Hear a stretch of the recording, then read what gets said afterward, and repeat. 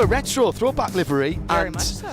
it is absolutely recognisable to people of a certain age, of which Jeremy and I would look at that and go, oh, that's the Winds colours.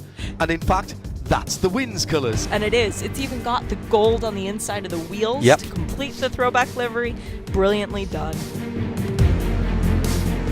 Wow, this is the 50th anniversary for IMSA, and they've requested that the teams look for a retro livery from somewhere in the past 50 years of IMSA. And we came up with the Winds livery from the Porsche 962, the Hotchkiss team from the mid-'80s. I'm in the car business. I already do a lot of business with Winds now, so it made sense for me to call them. Turns out 2019 is also their 80th anniversary, and we're excited to be running this retro livery, and it's been received extremely well. What really makes the retroness is that gold web wheel. My guess is it's the three-piece wheel from the 80s, but in order to really make the retroness of that look, we really needed the wheel to go with it. It just doesn't look right without that same retro wheel. To make this wheel, I called up my good friends at FinSpeed, and it was pretty amazing because we're talking about a time period over the holidays, right before the Roar. And I think we came up with this idea to build the wheel about December 20th, something like that. So the design and the engineering and the production of the wheel was all in about 2 weeks, which was phenomenal.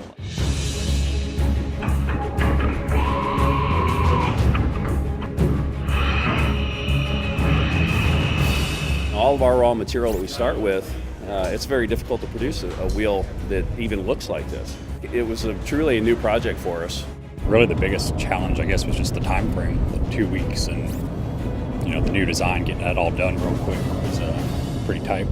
Really spectacular because we had to design the wheels to fit this car. They had to be completely custom made. The nice thing about this wheel is that even though it looks like the old three-piece wheel, it's actually a one-piece forged aluminum wheel. It's all been cut out of the same piece of aluminum, but we've done the treatment to make it look like the older retro-style looking wheel. But the good news is it's strong enough to go out and run this 24-hour race if we needed to. FinSpeed has always made wheels primarily for track use, and to be a part of the IMSA group and work with Ben Keating with the Riley Motorsports group and everything else is really important to us because it really validates and proves what we do.